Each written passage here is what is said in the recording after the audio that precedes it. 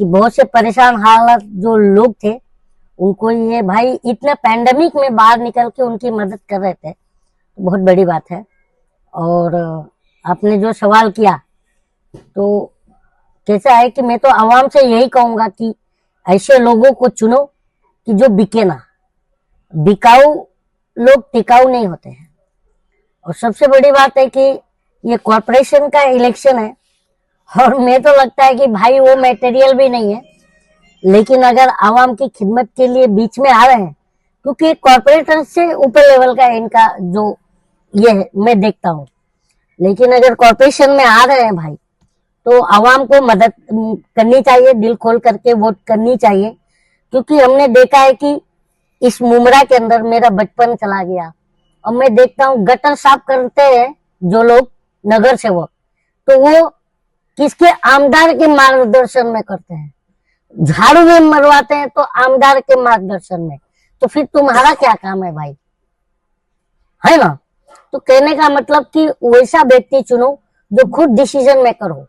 मेरा ये है कि किसी के पीछे भेड़ बकरियों की तरह ना चले, वो खुद डिसीजन मेकर हो, आवाम के लिए आधी रात को खड़ा हो जाए।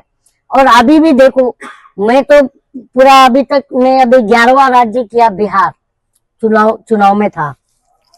एक चीज मैंने देखी कि वहां पर एक 1500 जिस गांव में वोटर्स है उस गांव में हाई स्कूल है, लेकिन हमारे मुमरा के अंदर 60,000 एक वार्ड में वोट है, लेकिन कहीं एक 10वीं या 12वीं तक के जो है म्युनिसिपल कॉर्पोरेशन का स्कूल नहीं है।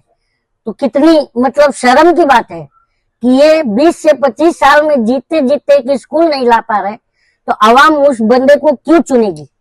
आवाम को सोचना चाहिए, क्योंकि बच्चों के मुस्तकबिल के बारे में हम नहीं सोचेंगे तो आने वाले जो भविष्य में हमारे बच्चे जो है ना, नींद से जगा कर लात मारेंगे और पूछेंगे कि हमारा भविष्य लूटा जा रहा था तो तू क्या कर रहा था, तो किसी के पास जवाब नहीं होगा।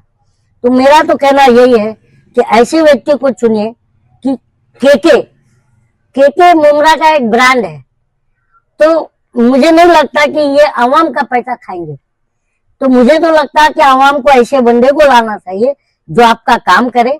और मुझे लगता है कि अगर के भाई आते हैं तो मैं हमारी तो बहुत सालों से मैं इनको जानता हूँ, तो स्कूल और एक क्लिनिक, क्योंकि एक बहुत बड़ा जो इतने सालों में मतलब बुर्ज खलीफा बन के तैयार हो जाए, उससे डबल सालों में एक अस्पताल चालू हुआ, लेकिन उसमें भी बेहतर इलाज नहीं है क्योंकि स्टाफ नहीं है, डॉक्टर नहीं है। क्या होता है, कलवा लेके जाओ, बेड नहीं है। मैंने ये भी देखा, अपनी आंखों देखी कि कोई वसीले से आ गया, अरे भाई मेरा बंदा है, तो वो मरीज को दूसरी जगह ट्रांसफर, फिर वो बंदे को उधर ट्रांसफर। तो कहने का मतलब है कि जीने के लिए क्या चाहिए, शिक्षा, स्वास्थ्य, रोजगार, जिस पर धर्मेंद्र ने फिल्म किसने बनाई थी, रोटी कपड़ा और मकान। तो ये भी अगर ना मिले तो क्या मतलब। और तो देख रहा हूं कि हमारे शहर में लोग कब्रिस्तान के लिए भी जूझ रहे हैं, मतलब मरने के बाद सुकून से 2 गज जमीन में भी हमारे को मौसर नहीं, नसीब नहीं। तो ऐसे नेताओं को, ऐसे प्रतिनिधि को ला करके हमें क्या फायदा।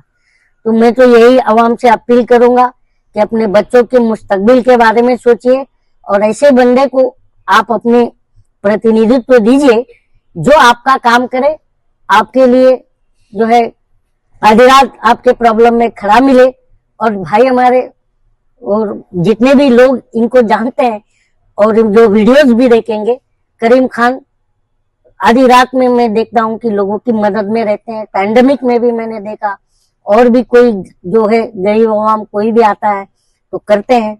तो मेरे भी इनसे, मेरे तो दोस्त हैं, भाई हैं, तो मेरा भी इनसे भी अपील है और आवाम से भी कि आवाम को इनको एक बार मौका दें।